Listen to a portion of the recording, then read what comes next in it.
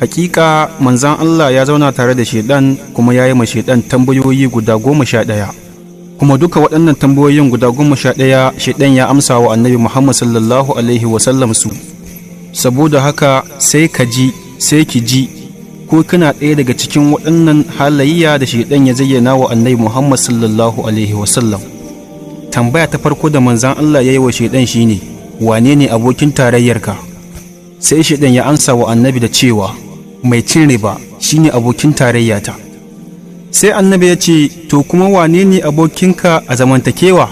Sai shedan ya ce, mazinaci shine abokina a zamantakewa. Duk wanda bai da aiki sai zina, ko duk wanda ba ta da aiki sai zina, to lallai shine abokin zamantakewa na, kuma lallai ina jin daɗin zama da shi. Manzan Allah ya masa tambaya ta uku cewa, to da wa kake kwanciya? Sai shedan ya ce, ma'abocin shan kayan maye. Duk wanda bai da aiki sai shan kayan maye, to lalle tare da shi nake kwanciya. Sai manzan Allah sallallahu alaihi wasallam ya yi masa tambaya ta hudu, ya ce, to wane ne baƙonka? Sai shedan ya ce, baƙona shine ɓarawo. Duk wanda bai da sana'a sai dai idan ya ga an aje kayan mutane ya ɗauka, to lallai shine baƙona, in ji shedan. Sai annabi ya ce, to wane ne ɗan aikenka? Sai shedan ya ce, lallai bani da wani ɗan aike face boka ko mai tsafi ko mai tsibbo. Sai manzan Allah ya ce, to in ku haka ne, to kai ku me yake yawan faranta maka rai? Sai shedan ya ce, abin da yake yawan faranta min rai shine naga mutum yana yawan rantsuwa a cikin magana. Sai manzan Allah ya ce da shi, to waye babban masoyinka?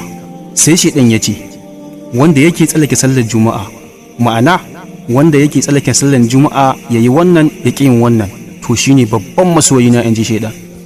Sai manzan Allah ya ce, to in ku haka ne, to menene ya fi bakanta maka rai? Sai shedan ya ce, naga bayi masu aikata laifi sun daina. Duk wanda zai yi laifi sannan kuma daga baya ya tuba ya daina, to lalle yana bakanta min rai, in ji shedan. Sai manzan Allah ya ce da shi, to menene idan aka yi maka an walakanta ka? Sai shedan ya ce, sadaka.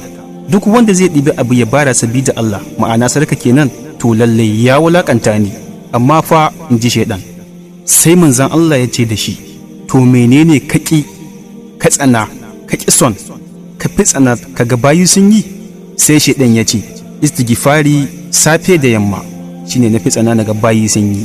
Sai manzan Allah ya ce da shi, to menene yake kawar da irinka daga kan bayi ta yadda baka maganin su balantana jaye su? Sai shedan ya ce da shi, bayi masu sallar jami'in azuba su ne ba na gani balantana da rinjaye su. Aikin alkhairi bai da kaɗan, ka tura wa 'yan uwa domin su masu amfana. Sannan ka ranna mana subscribe a channel ɗinmu mai suna Yaldu TV. Assalamu alaikum.